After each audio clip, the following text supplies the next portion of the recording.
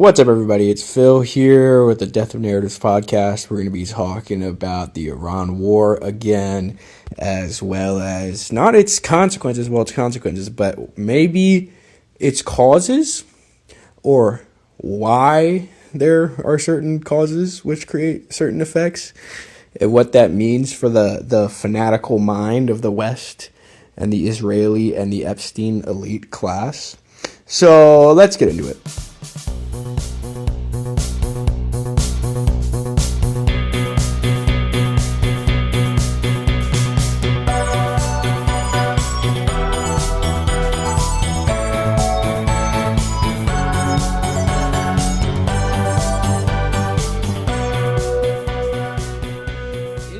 Day, 18 now of the Iran war, also St. Patrick's Day, March 17th. And I'd just like to say, I'm so glad that I started this because my prediction came true, because of course it came true, because duh. So I was driving to the gym today, as you do, and I just decided to take a look at gas prices, because the last time we talked was on, I believe, the 14th day of the Iran war. So that would be, Iran war started like February 28th. So that must be like March 13th or 14th. One of those days, gas, I was telling the story about how when I moved here to PA on this farm, gas was $3.09. And then by the time I put the podcast out, it was about $3.40 or $3.50 or something like that, $3.39 or $3.49, and how I predicted it would be $3.80 soon enough by the end of the week, and $4 then by next week. And well, it's the beginning of next week and it's already $3.99. So I'm right, and quite ahead of schedule actually, which is impressive, I think, for my analysis, but also scary. So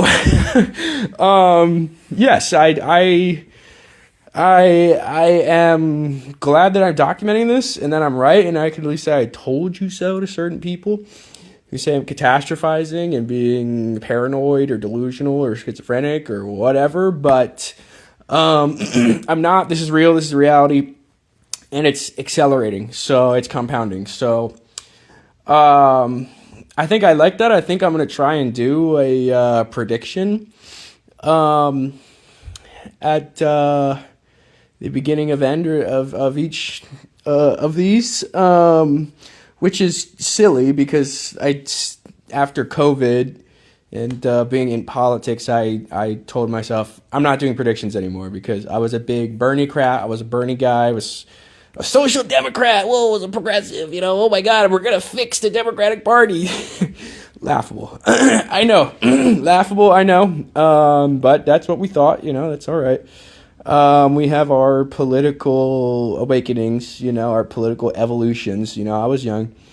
But I'm glad I went through that. But after, I really thought Bernie was going to win and change America, and after the obviousness of the American system cheating him out of it, and then COVID happening, I stopped making political predictions, because, well, and we'll get into this, but part of the reason was because the American political system and its actors, and not just its actors, but its puppeteers, the Epstein class, the people who really run, the people who say we run things, they are not reasonable.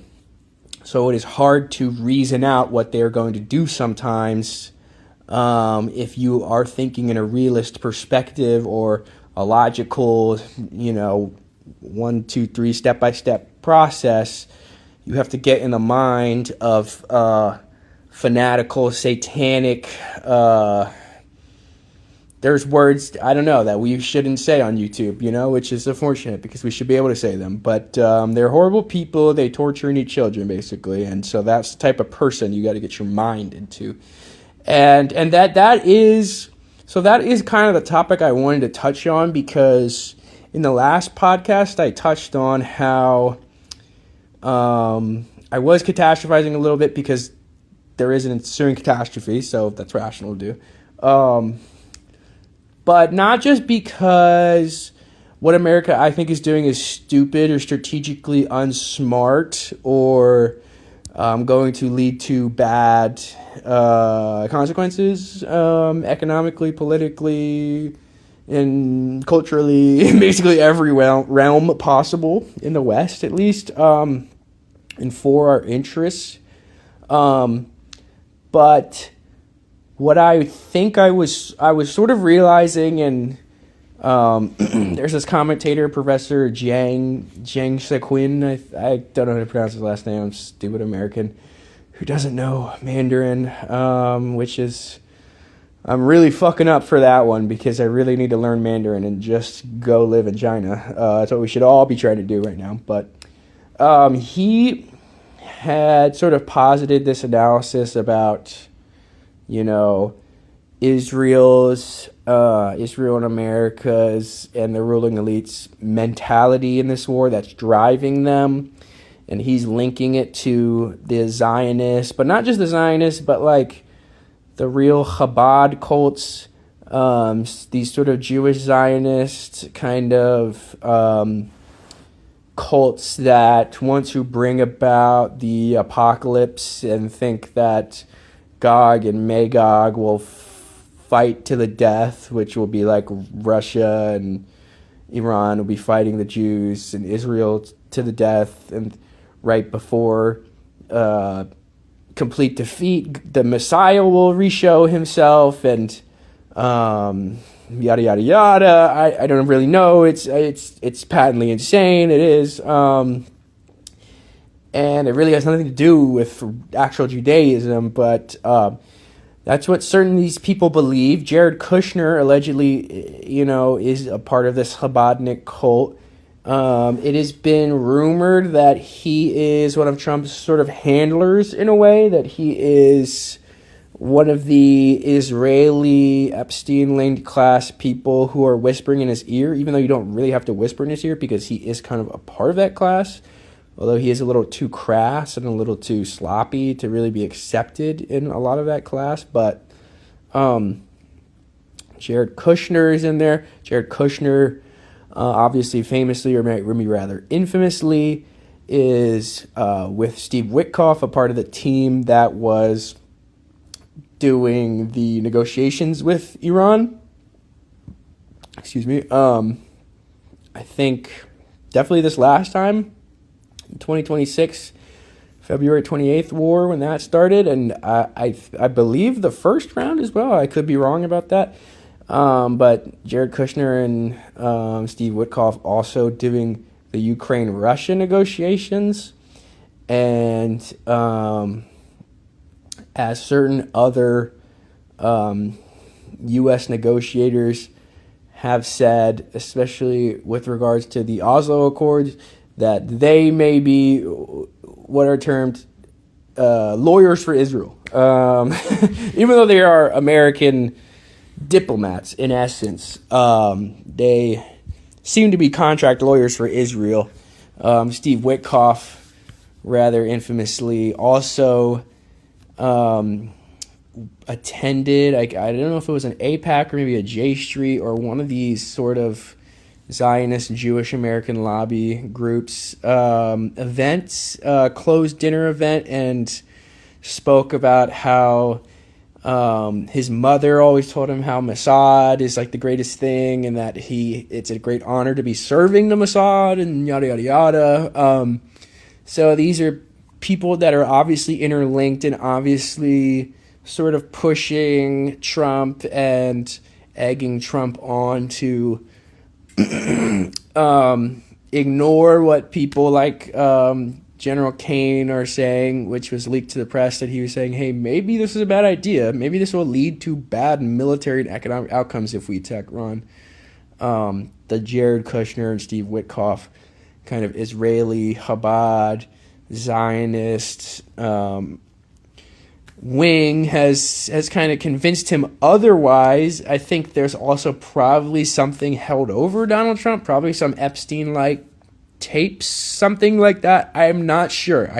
We can only speculate, of course, because the DOJ and any and all American three-letter agencies would never actually tell us the truth of what's happening, so we have to speculate. But he is obviously coaxed by that side. And given that there are certain indications, like the leaked General Kane news story about how he was possibly saying, hey, this is a bad idea.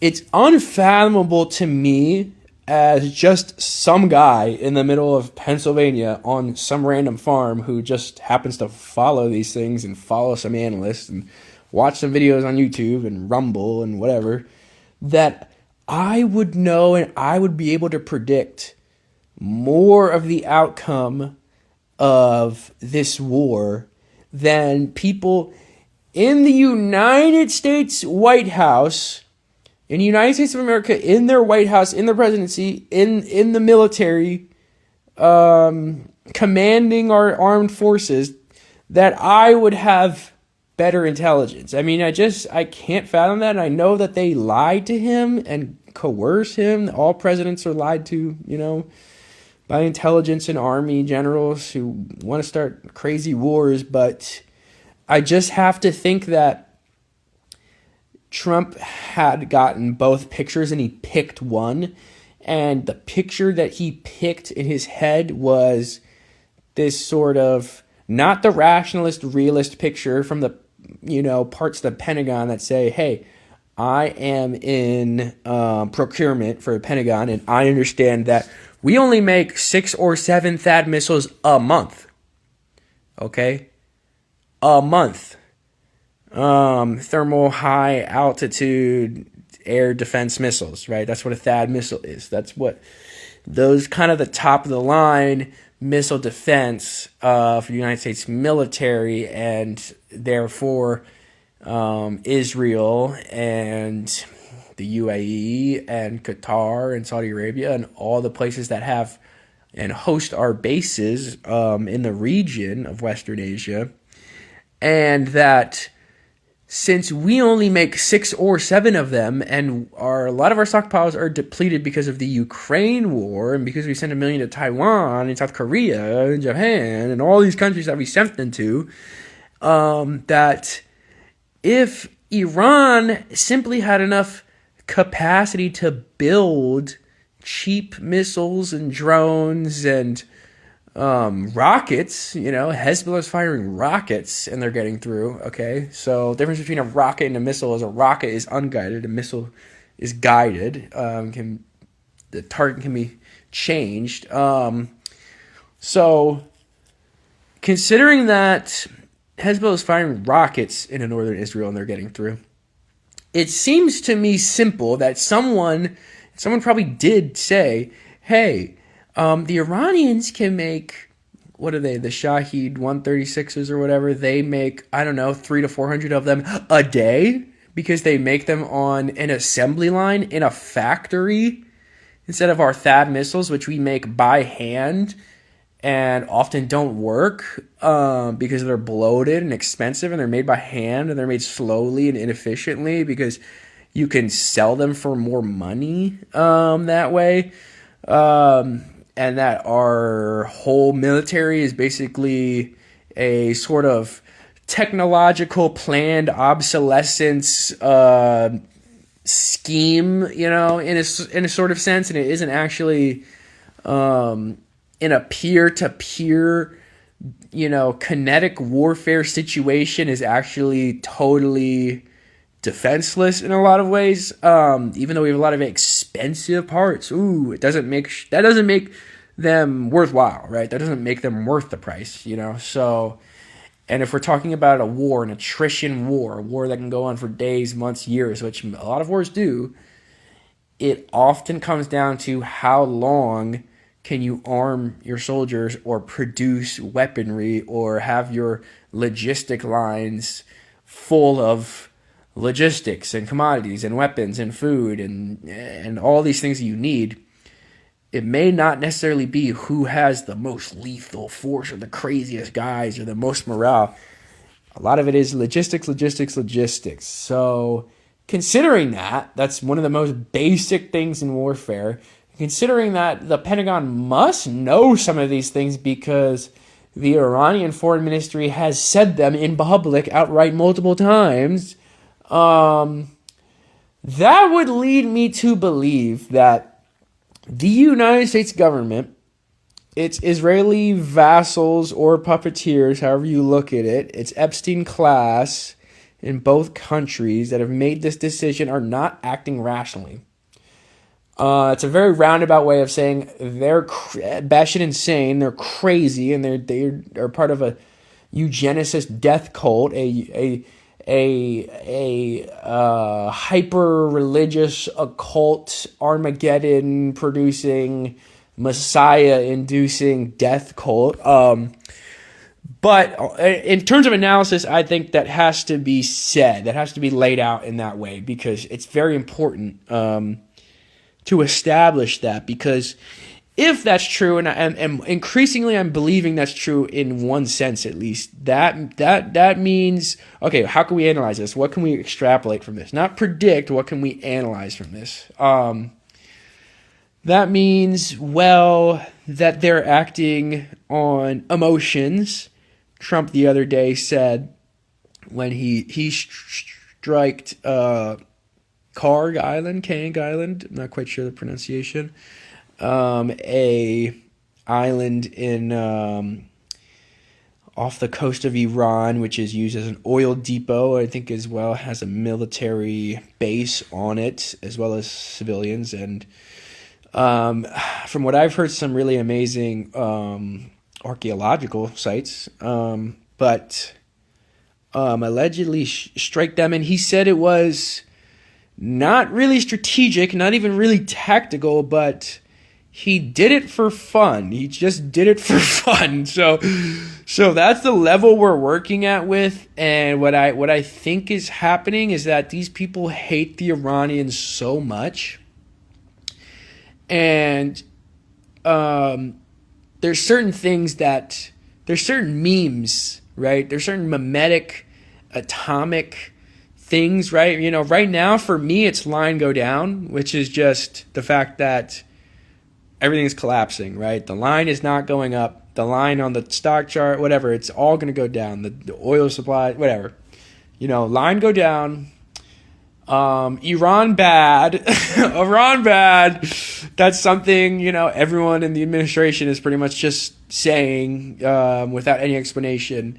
Iran bad, and that just pervades their mind so much. This association with Iran and it being bad, which is the simplest sort of emotional thought that you could have, you know, that, and it's been so ingrained in their mind since the 1976 Iranian Revolution that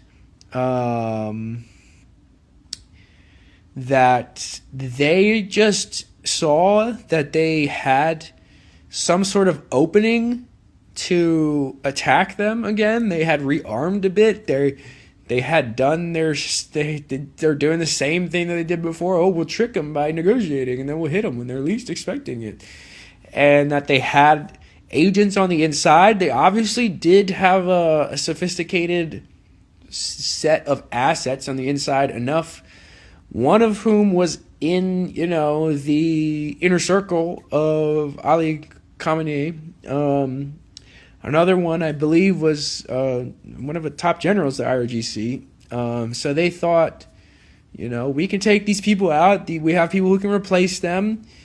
And we just did whatever they had their, the protests that they manufactured by putting sanctions on them. And, you know, Scott Bessent, you know, under congressional oath admitted, you know, we engineered a dollar shortage in the currency exchange markets from the Iranian currencies to American currencies, which, you know, a lot of people need in non-Western nations because their economies are sanctioned. So they engineered, Scott Bessent admitted that he engineered that in order to bring about protests, which then did happen, you know, I would say spontaneously, but not spontaneously. Like, from according to what they engineered. But it was, people weren't necessarily getting paid at the beginning. This bizarre kind of uprising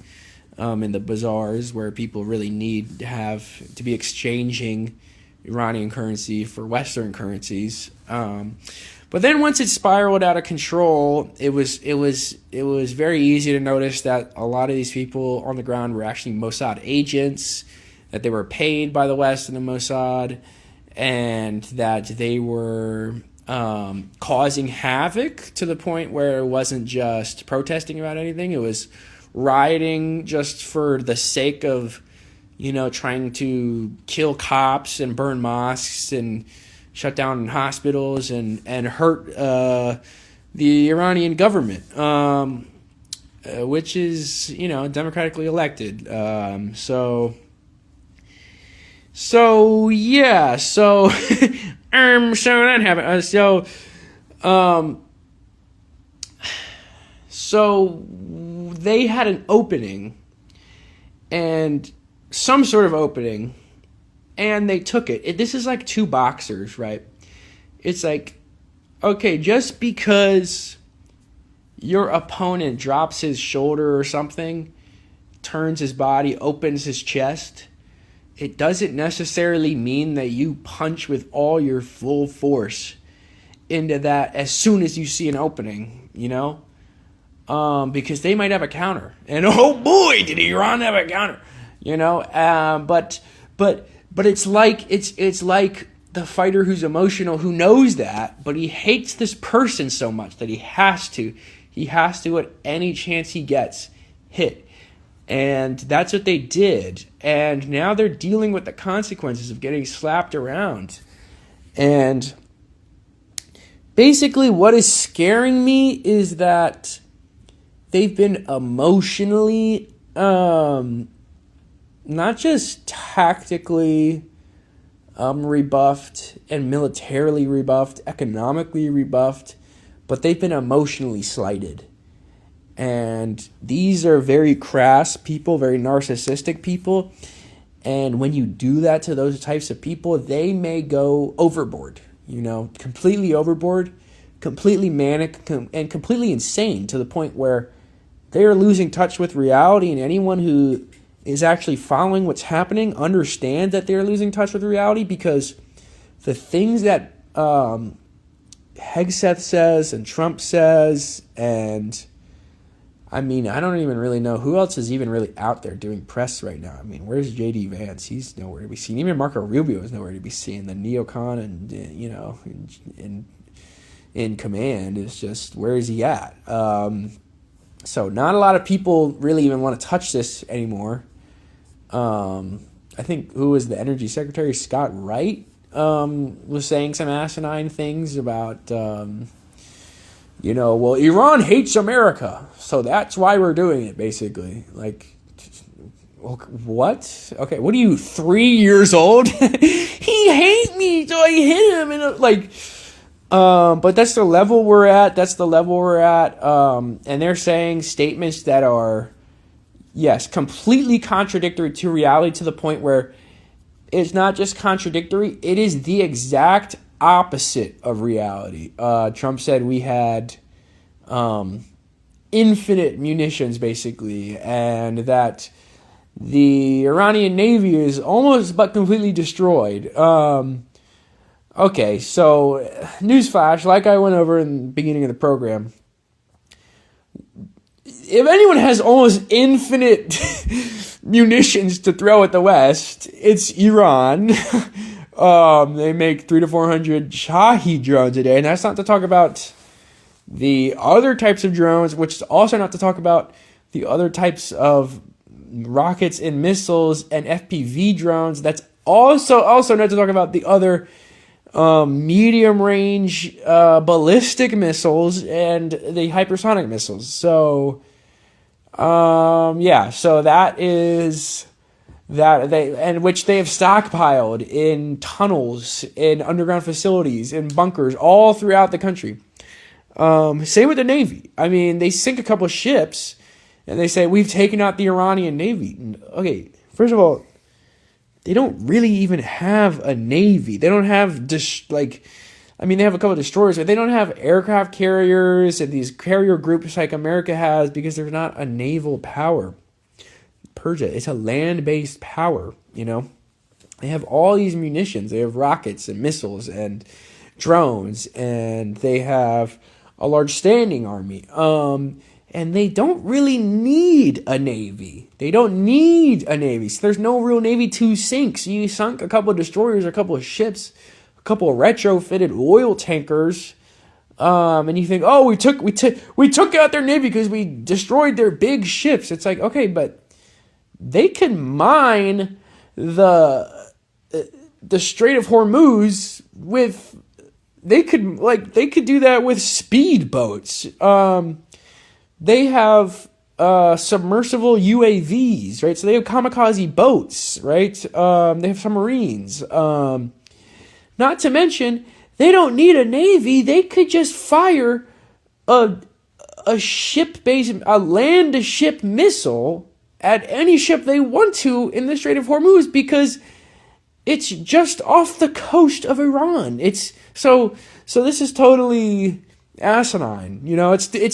It's not, and you got the USS Lincoln, which is fleeing right now, because it had a fire for some reason, which some people were speculating it must be a mutiny, because they said Iran didn't hit it. Well, they also said 3 F-15s were shot down with friendly fire, and that, these Stratotanker fuelers were crashed into each other. They can't admit the reality that they are taking casualties. And they say it's the exact opposite. So that's a really scary situation because what we're beginning to see, I think, and this is what happened with Europe, right?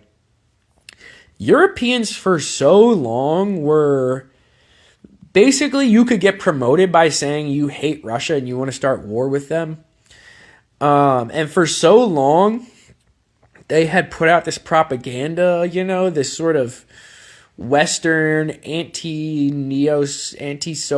sort of anti-Russian propaganda that was there in order to make money and be a careerist and climb the ladder and get in the goodwill of America, which still had a lot of people who hated Russia and wanted to loot Russia even more and hated the fact that Putin kicked out some of these people who were looting Russia. They kicked out some of their oligarchs and stabilized the country.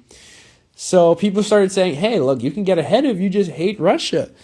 The problem is, it's one thing if you're a shrewd political actor who says, I will say that I hate Russia in order to get power and then I'll do what I want. It's another thing to be 2 or 3 generations of politicians later who now hating Russia, it's just ingrained culturally in you. It's not just a thing you do as a careerist move or a thing you do to, get along, right? It's a thing you do because you believe in it. They've drank their own Kool-Aid in that effect. So they did these things because they believed in it. They sanctioned Russia 136 times, whatever, because, and I'm sure a lot of them just did it because they were getting paid, but a lot of them, even when, rubber met the road and they had horrible consequences to this. Germany is almost deindustrialized. Volkswagen's closing down plants. So is Mercedes-Benz. They're moving to America, some of these people. I mean, come on. How bad does it have to get to want to move your industrial base to not Russia, not China, not India, not Africa, not South America, not Mexico, the United States of America. Okay, so that's bad. That's very bad. But I think the biggest thing was blowing up the Nord Stream pipeline, which, you saw this. I think it was the previous, maybe it's 2 previous now, Polish previous prime minister on Twitter thanking America for blowing up the Nord Stream pipeline, this oil pipeline that goes from Russia to Europe. Okay, so how asinine is this? You have a European a former politician in public, on a public forum in Twitter, thanking the Americans. So it was like America, through British special forces, did this operation to blow up the Nord Stream 2 pipeline so that they could divide Russia and Europe. But guys, that means you have no cheap energy now. You know, so it's like they believe it to the point where they're willing to sacrifice certain things. They're willing to hurt themselves. That's how much they believe in this. That it's like they're willing to, like, it's like if you believe that, like, God will power your home to the point so much that you go out and, like, you know, destroy the electrical line coming into your house. You know, that's how much you believe it. Even though you're living in darkness now, you think, okay, God's anytime now. Just another sanctions package and, you know, we'll be good.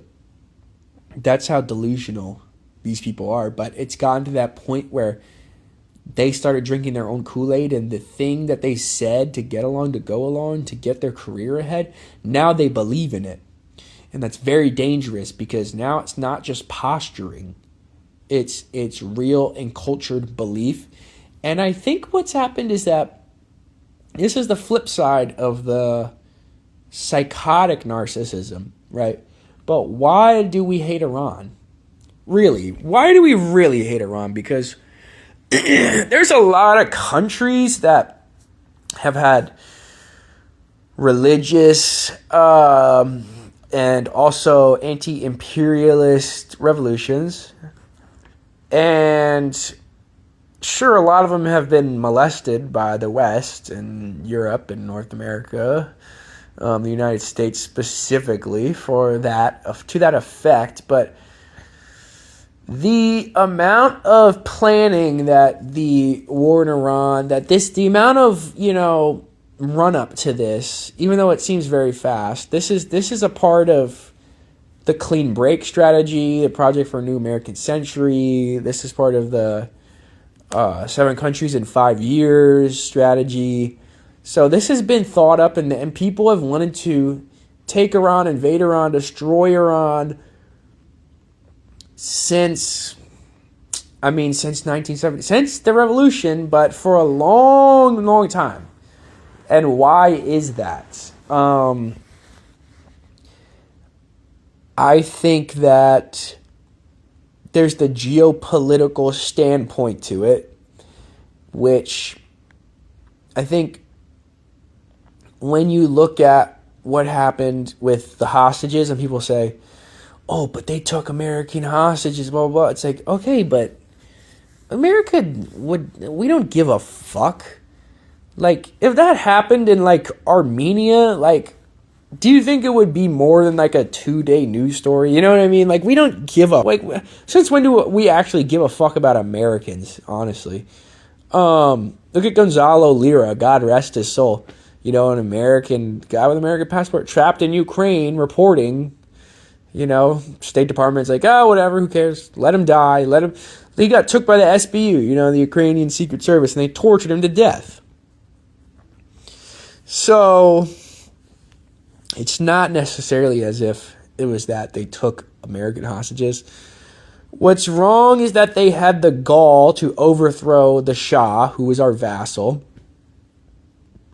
and who was helping us loot the country. And even though we put sanctions on them for years and years and years, we did these sort of 6th-generation proxy war things like Stuxnet, try to explode their nuclear reactors and make it, you know, which is nuclear warfare, but whatever, you know, whatever. Do some sort of computer bug, these sort of covert things. We've had a vendetta against them. Really, it doesn't matter that they're Iranians. It matters that they are where they are. It could be anybody there. Substitute Iran for Mongolians. Maybe alternate reality. Mongolia is where Iran is, and Iran is where Mongolia is. Right now, we'd be in a war with Mongolia, okay? So And the reason is Iran is the land bridge between East Asia and these huge Asian population hubs, India, China, Eastern Russia, Korea even, and the rest of the supercontinent, the rest of Africa and Europe. In order to go between those places, unless you go through the Arctic or through Russia, for Europe at least, for Africa and Europe, you have to go through Iran pretty much. You have to. It's in the middle of three continents, Africa, Europe, and Asia.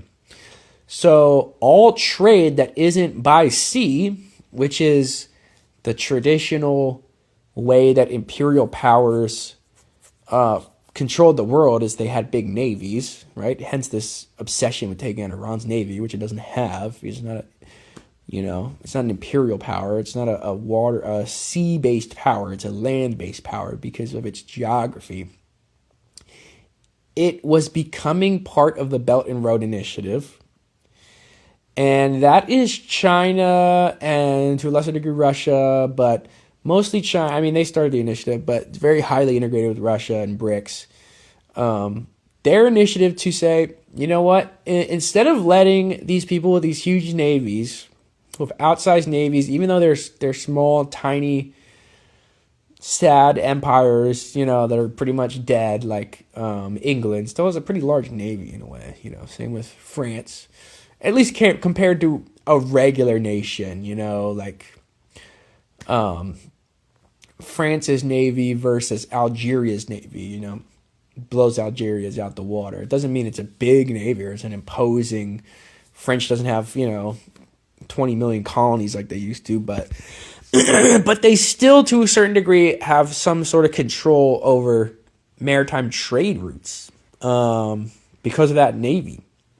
And they could still threaten to go places. Like Macron was threatening to go to the Strait of Hormuz, and then he realized, oh, you know what? I don't want to do that because the USS Lincoln got. So I'm not doing that, which was smart. So they haven't totally drank the Kool-Aid, at least on the Israel conflict. Thank God, and a lot of other countries are like, yeah, I don't really want to help. Germany was called upon to help. They said, how can we help besides military? Because we deindustrialized for you guys, for Russia, so we can't really make anything. So you're shit out of luck. But Iran, and Iran is pretty much the connection in this, because there are large parts of the Belt and Road Initiative that are complete on the eastern side of Iran into Asia, and there are large parts that are complete on the western side into Russia, and in parts of northern Africa even.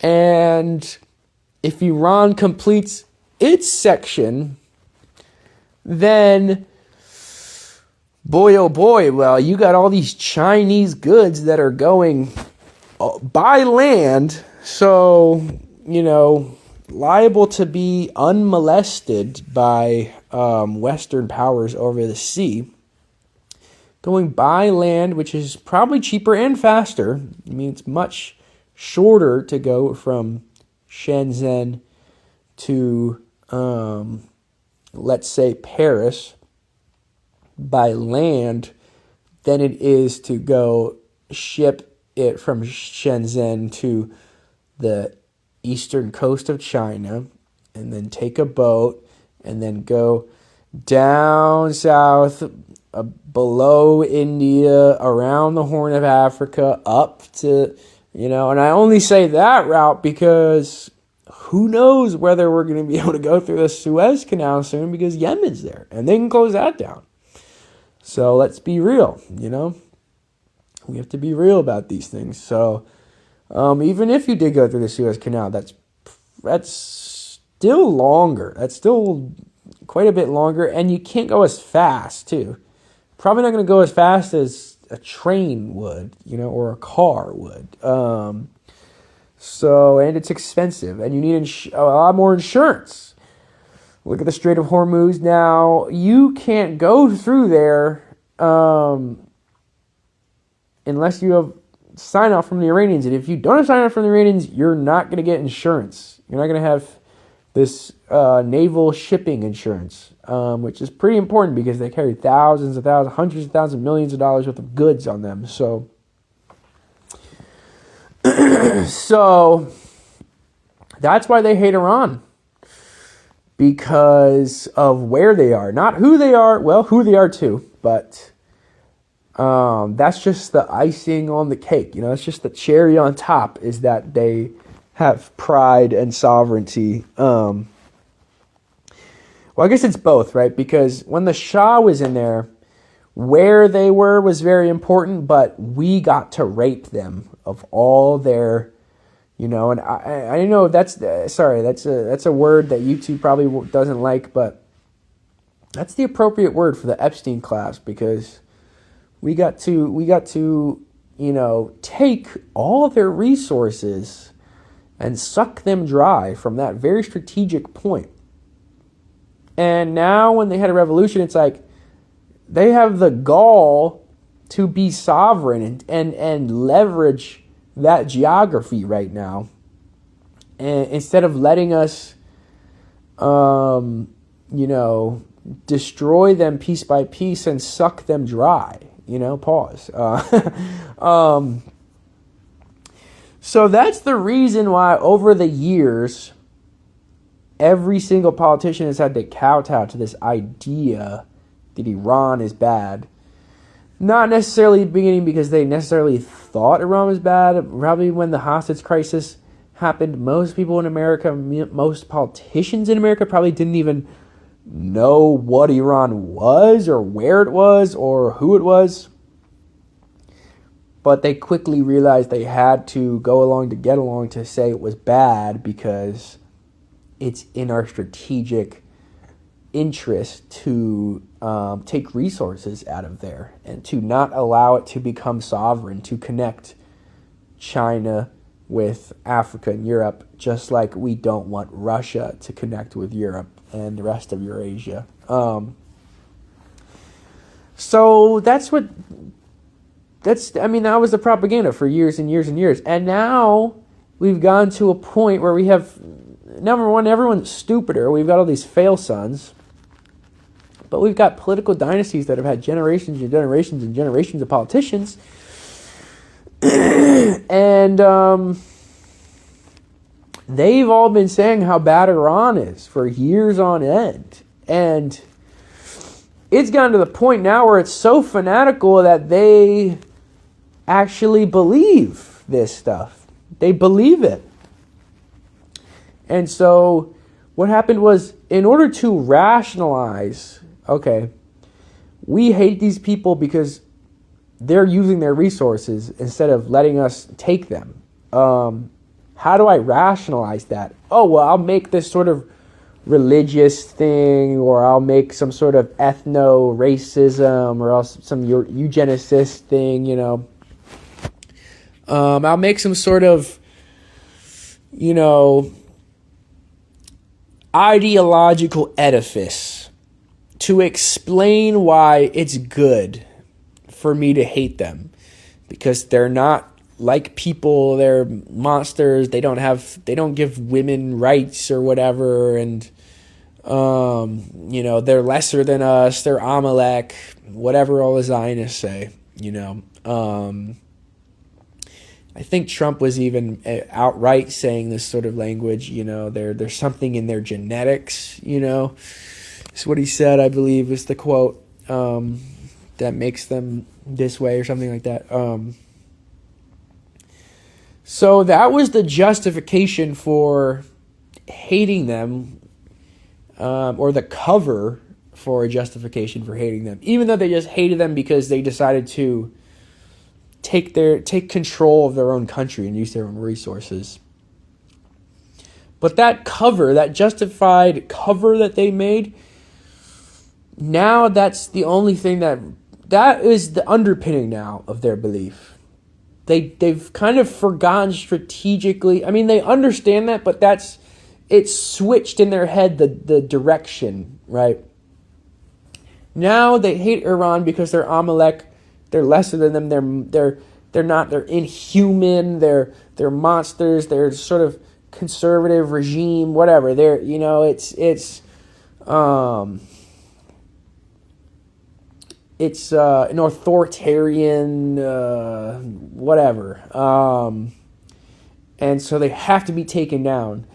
And if we can get resources out of that, then good, But instead of the other way around, right? But that's very dangerous now, because if that's what they really believe, if they don't believe that they just want to take things and they have to say certain things to justify that, if they now really believe that Iranians are inhuman and that if they have to take things from them to justify that, well, then that's really dangerous, because then it's no longer strategic in any sort of capacity, and we're seeing that. It's just about inflicting damage. My friend, who I'll try to have on here, maybe will become consistent co-host.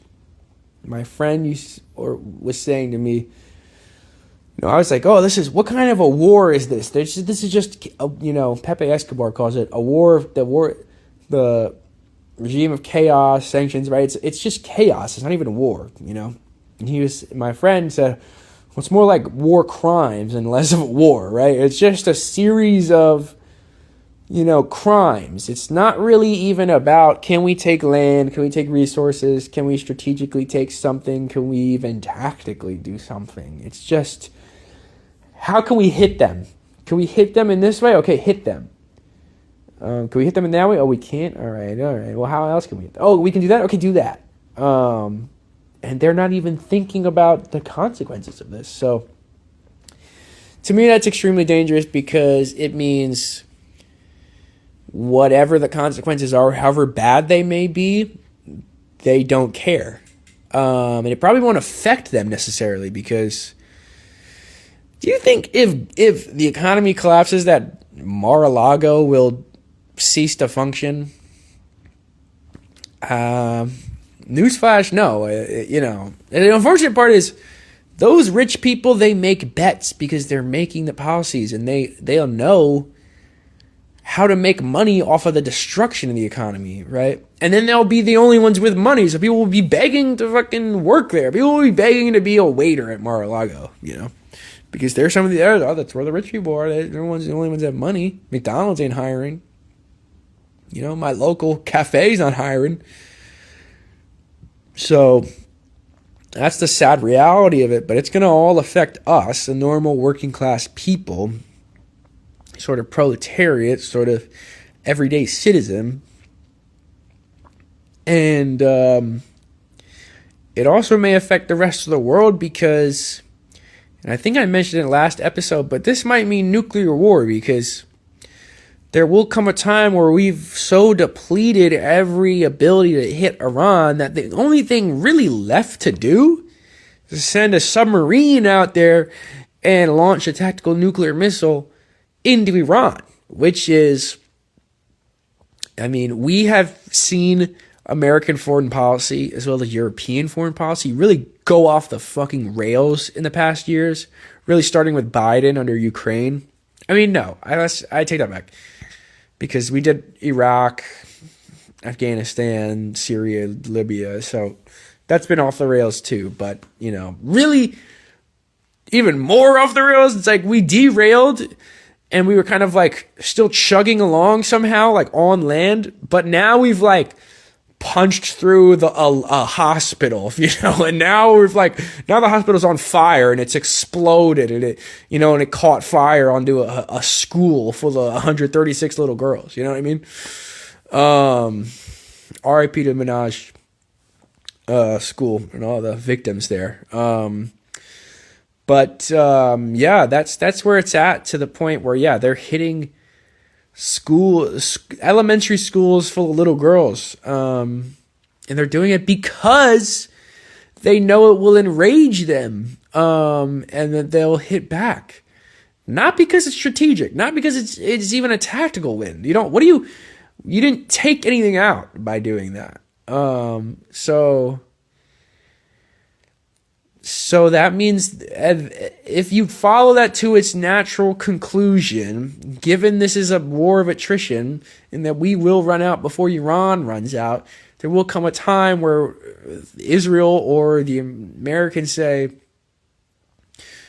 sure, there's really nothing much we can do. We can't do anything. How can we not do anything? We're the strongest. And they go, well, sure, we could put somebody up there in a B-2. We could send the submarines out there, sir, and do a tactical nuclear strike on Tehran or Isfahan or something. I don't know. It wouldn't be that crazy. It would just be a small one. That's what they would say. That's how they would think about it. And I think it was Steve Witkoff actually who said, we don't really have to worry about nuclear war because. Sort of a realist way, even though, I thought he was more of a realist, considering that during the inauguration, 1 or 2 days prior to that, to Trump's inauguration this term, he had the gall, and I'm glad he did, to go to Netanyahu and say, we need to meet. And then Yahoo was like, no, it's Shabbat or whatever. Some Jewish holiday.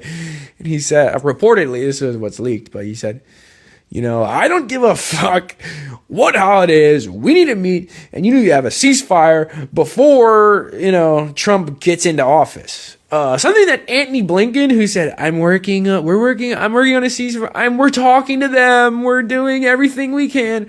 So that for 4 years, Steve Witkoff got that done in 2 days, pretty much. He got a momentary ceasefire at the very least for the inauguration, so that when Trump came into office, it seemed like, hey, look, this is something different because I can actually stand up to Israel, and I can send a guy there who isn't even a diplomat. It's just some guy who I, want to work for this administration, and he can tell Israel what to do instead of having Israel tell us what to do. That was the beginning of the Trump administration, where certain things seemed promising. He ended USAID, and he did it in a stupid way for stupid reasons, but it was great. That was great to do that. And then you realize, all right, maybe fold into the State Department, and Marco Rubio is running it, so I don't know, maybe not necessarily the best, but still win, in a certain sense. And then slowly, things started unraveling quite quickly, But Steve Witkoff did show promise, and I remember him very early on in the administration saying, I think about the Ukraine or Russia thing.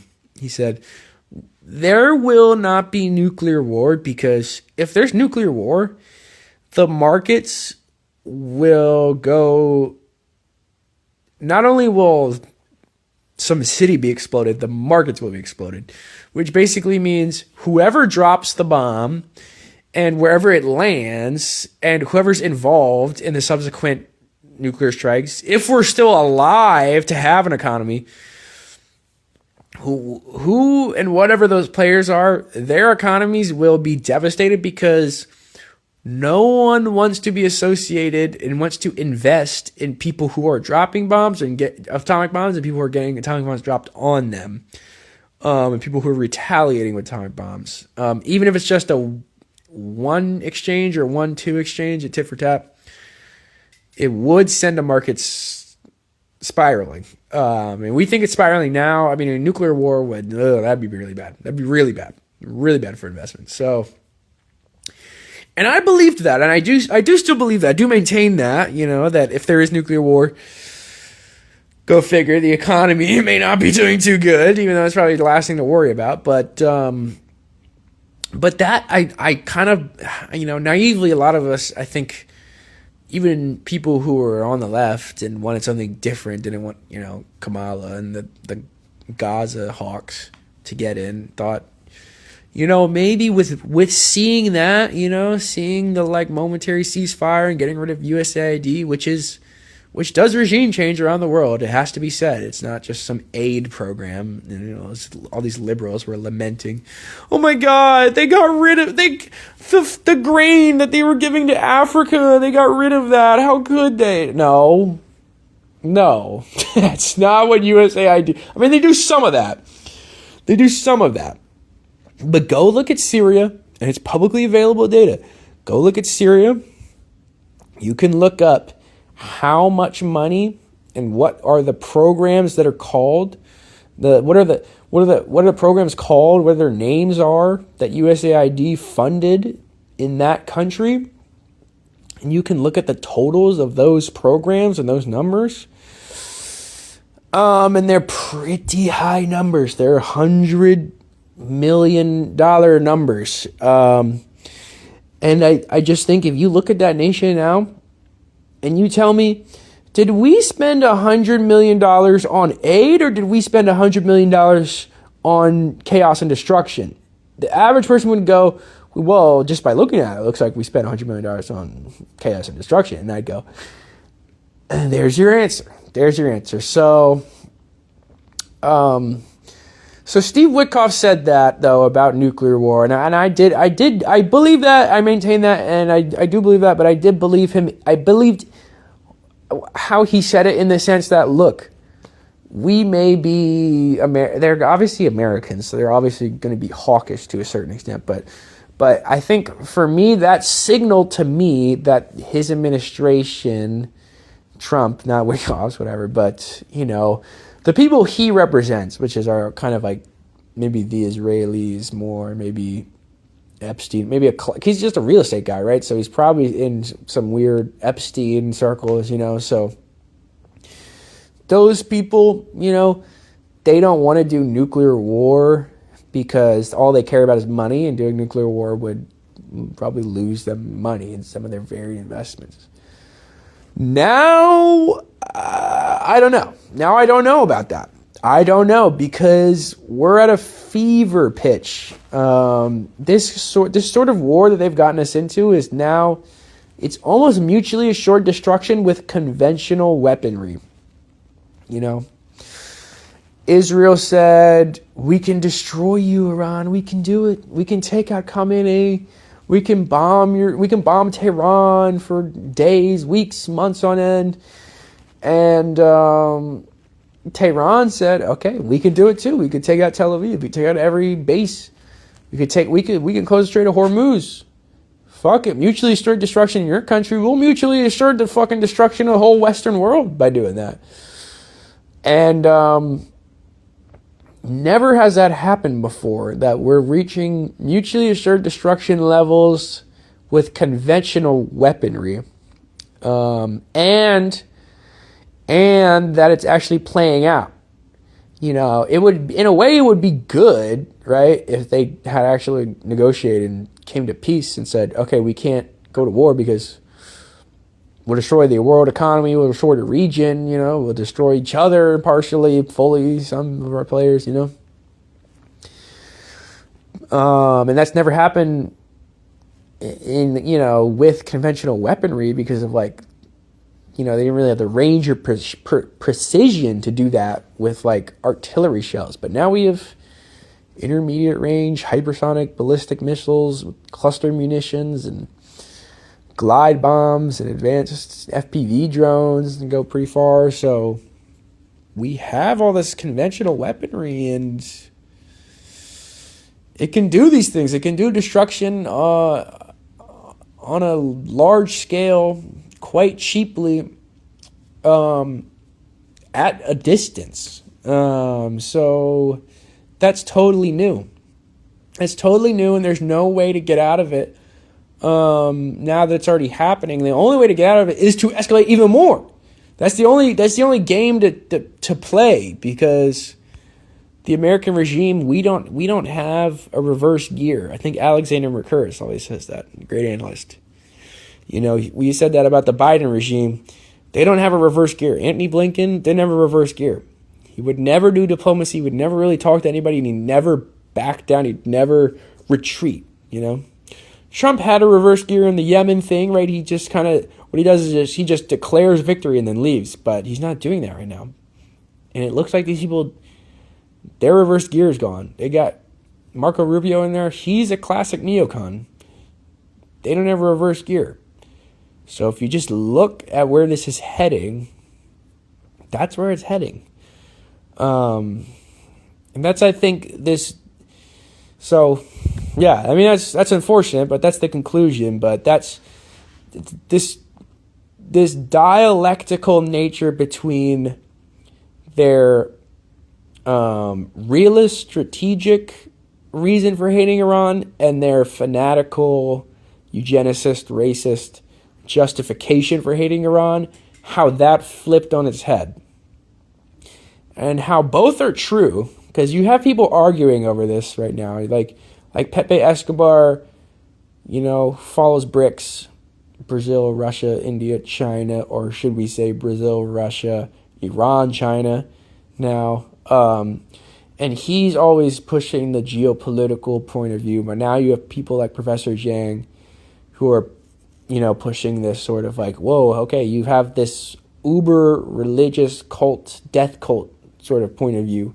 And those are the reasons why they're doing this. And I think both are true, but I think it's important to understand this sort of relationship in which, like, the Marxists would say, like, the structure and the superstructure, right? The base of the superstructure or whatever. Like, the one, they both feed into each other in a sort of cyclical, dialectical way. But one is like the basis for the next one. One is like, it starts there, it goes to the next one, then it comes back to it, goes, right?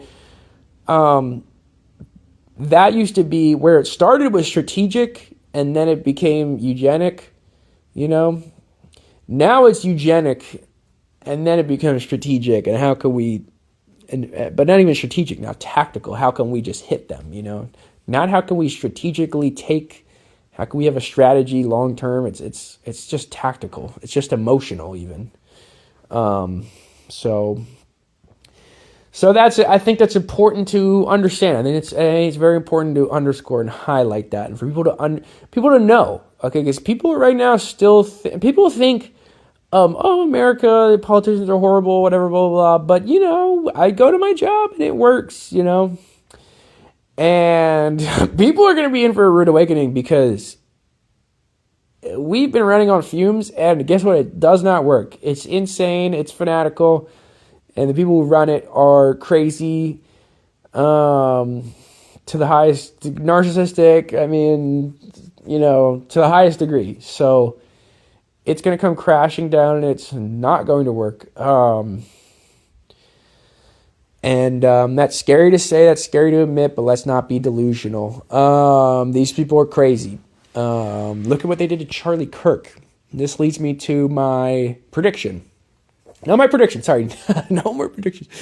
Analysis. It's not a prediction. This may not happen, but look what happened to Charlie Kirk.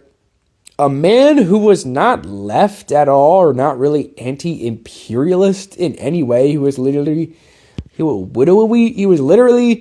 the leader of a young conservatives movement who was backed by a billionaire.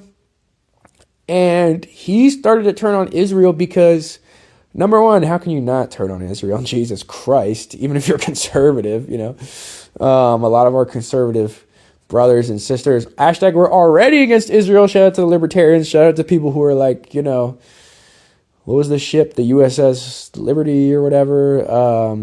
Those sort of people. And then there were like the real far right people who just hated Jews and were like, well, okay, Israel, we hate Jews. Look at all the bad things Israel does, right? So that was already there to a certain extent, but conservatives in America for a while were pretty much like kowtowed to Israel, like no matter what, and that's changing with people, period, in America, with young people very much in America, with leftist people very much in America, and then liberals, and now conservatives. And so you see that, and Charlie Kirk played to that, and he realized because he was not just some guy who got paid by a billionaire. He was also a grassroots organizer, which, as much as you want to say he's astroturfed or whatever, as someone who did a lot of grassroots organizing on college campuses while I was in college for Bernie Sanders, seeing Charlie Kirk get assassinated, which I think is pretty much unequivocal to say by Israel in some capacity, since their handler, who is his fake, Mossad wife, took over. Seeing that happen on a college campus, and him debating, that's stuff I did as a Bernie-crat dude, helping to start Drexel for Bernie and talking to people and getting them energized and having arguments with the Drexel Democrat people, or whatever. And it was affecting, not because I necessarily really agree with Charlie Kirk on pretty much anything except for his coming around on Israel and maybe the sort of kind of Neo Tucker Carlson kind of conservatism, but because he was to a certain extent a grassroots organizer who went out he met people where they were at, for better or ill. He did the stupid little oh my God, debate me and put you on TikTok and own the lib or whatever. But he at least was out in public debating people. He was talking to people on the ground, which most political actors in America who are powerful never do and never want to do because they hate us and they see us like vermin that need to be exterminated. So he did that and he got shot in the face or something happened to him. He got publicly executed. And that was very affecting to me because I, in a way, saw myself sitting at a booth on a college campus, talking to people, some like-minded, some not like-minded, and thinking, Jesus Christ, who's next? What's next? Could I have been shot? Because I was in similars, not with all these people, not to that extent, obviously. But I related to that in a way. And so that was very affecting to me, and I think it was super important for the Israeli lobby to take him out because he was the bridge between mainstream, in power, conservatives, and then conservatives who are just young college kids and who maybe come in power, maybe staffers, or maybe congressmen, and then later be in those power positions. And if they start to turn on Israel, which they have, and it's already, you can't take it back now. It's already happened. But if they start to turn to Israel, then they have a real problem. Because they've already lost the Democratic Party, pretty much. Thanks to Biden and Kamala not doing anything about Gaza, egging it on. And Lincoln, too. Even liberals who are ready to cheer on Ukraine and all these foreign wars, a lot of them are pretty anti-Israel at this point. And that did not used to be the case. And now conservatives are becoming that. Israel could not have that. That would be the last bastion of their real support base. And the one person right now doing that the most, from a conservative point of view, or some sort of, I wouldn't say neoconservative because that has a different connotation than I wanted to say, but a sort of, and I can't say MAGA anymore because now MAGA is kind of dead, and what does that even mean? But Tucker Carlson with molding this conservative values, conservative cultural values, right? We don't like abortion. We're very Christian. We have a Christian morality in a way. We study the Bible. We don't like gay marriage, maybe, or something like that. We don't, conservatively, we don't like this sort of culture of OnlyFans and prostitution or whatever. But we also know that the war in Gaza is an atrocity. And I'm going to go to, where did he go? Qatar, maybe, was it? To visit, these orphan children and children who were disabled because of the Gaza war. And number one, who else in who has mainstream media cachet like Tucker Carlson has done that. Period. No one in MSNBC did that. No one in CNN did that. No one in like the Young Turks did that. Nobody, you know what I mean? Nobody in like progressive media did that. He interviewed Mike Huckabee, which is like, this is the thing. This is why it's dangerous. He can get these people. Mike Huckabee, that's such a get, you know? Like Jimmy Dore couldn't interview Mike Huckabee. It would never happen, you know? The only thing close we have to that on the left even really is like maybe the Adam Friedland show, like when he interviewed Richie Torres and his just weird facade of fake plastic, you know, it was just melting, and it just visibly like made Adam, you know, sad and disgusted, and it really came through, you know, but I don't know. I mean, I know Adam Friedland got who is it? Gavin Newsom. That's a pretty big get. He's getting up there, but Mike Huckabee, to be able to fly to Israel, interview Mike Huckabee, and challenge him every step of the way, and be unabashedly anti-Israel and say that this is a genocide, and to get him to say the things that he said, which were quite untoward, and caused a bit of a row even in mainstream politics, because Mike Huckabee said it'd be okay if they took it all. And you're talking about, you know, pretty much all of the Middle East. And I think even Marco Rubio or someone, I can't remember who put out a statement, but it was like, certain diplomatic individuals should not be saying certain things or whatever. It was obviously, you know, directed towards him, you know. Who else is doing that? Who else has that access and has a conservative viewpoint and audience, and is like anti-Israel, pro-Gaza, anti-Iran war, who's become anti-war? I wouldn't say anti-imperialist maybe, but he's anti-intervention and he's anti-genocide, which is like, I mean, just regular normal people stuff. But he's unabashed that, and he's kind of shopping that to conservatives and saying, hey, you can be culturally conservative and still hate war. You know, I think that's great. I agree too. Do that. You know what I mean?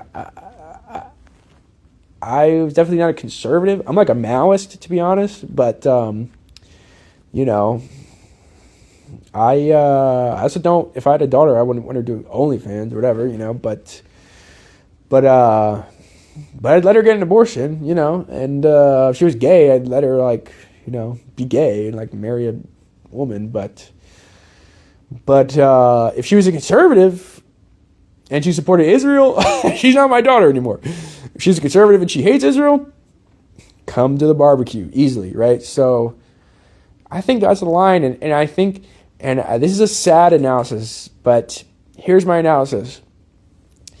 If Tucker continues on the path he's on right now, which is a very important path to continue on, and he doesn't flee to Russia or somewhere else, it doesn't have an extradition, he will be assassinated, or he will at the very least be arrested. And I know that's bad to say, but that's just the reality of it. He's personally been to Israel now. He personally went to Israel for the Mike Huckabee thing. I mean, just in the airport, at least at diplomatic corps, the airport. But from the story he tells there about how they held his, I don't know if it was camera crew or his producer or whatever, and the questions they asked him and the intimidation tactics, it's very clear now that they have it out for him personally. And when that happens, it doesn't end pretty. It's sad to say, but he may be martyred. When I use that word, in the Shia context. So he may be martyred, and or may at the very least be arrested or slandered. Something life-altering retaliation is going to happen to him. I will say that. If he continues on the path he is on right now. Unless he, pulls a Snowden and goes to Russia, which I think he should do, but I would. It's also would be cool to just see him just be defiant and be like, you know what? No, fuck you. I'm from America. I'm a patriot type shit. Be on your concerns. I'm a patriot and I hate Israel. You know, I love that. So, but it's tough because it's going to end dirty. It's going to end very ugly, I think, unfortunately. But we have to keep that mantle up when and if that happens. So, well, that's the podcast. Thanks for listening, guys. From day, 18 now? It's St. Patrick's Day, so happy St. Patrick's Day. If you're listening to this on then, which you won't be because it's going to take me a day or two to edit this. But yeah, don't be delusional. If you're following on the analysis, somebody's got to start betting on this stuff because I swear I'm going to be right every week, you know? So, but yeah, buy gold, buy silver, talk to your neighbors, learn how to grow food, get a water filter, get a rainwater capture system, do things in the real world, stay up to date, but don't be consumed by media. Tell your friends and family you love them and that they should go to China if they can. All right, that's it. That's all I got, guys. Thanks. Talk to you later.